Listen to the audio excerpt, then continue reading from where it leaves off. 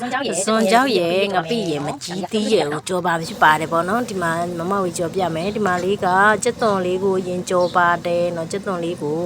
ညှိုးနွမ်းသွားအောင်လေးပြပြမီအေးလေးနဲ့ဖြည်းဖြည်းလေးကြောတယ်မမဝေကစက်သွန်လေးကဖြစ်သွားပြီဆိုရင်ပစွန်ကြောက်လေးရေစိမ်ပြီးတော့ထောင်းထားတာကိုထည့်ကြောမယ်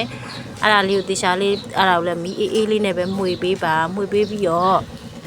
သူမကြီးဟိုဟာလေးနဲ့စက်သွန်လေးနဲ့စွန်ကြောက်လေးနဲ့နည်းနည်းလေးရောသမလေးဖြစ်သွားပြီနည်းနည်းမမွားလေးဖြစ်လာပြီဆိုလို့ရှင်ပြီးတော့မှနောက်ထပ်အစာပလိုက်ထည့်မယ်ပေါ့နော်သူ့ကိုလည်းမီအေးလေးနဲ့ပဲဖြည်းဖြည်းလေးကြော်ပေးပါ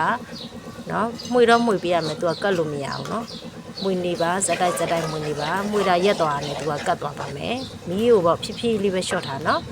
ဖြည်းဖြည်းလေးရှော့ထားသူ့ကိုအဖြစ်သွားပြီဆိုတော့မှငပိထည့်မယ်ငပိကိုရေဖြော်ထားစိမ့်စားငပိကိုပေါ့နော်ရေဖြော်ထားလိုက်ငမြာရီထည့်ချင်တယ်ငမြာရီထည့်လို့ရတယ်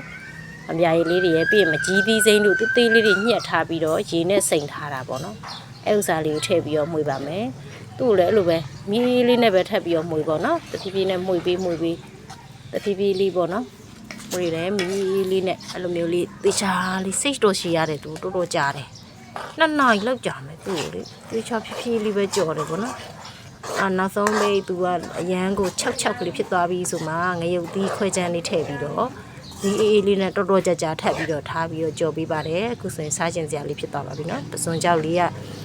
လေးနဲ့မကြည့်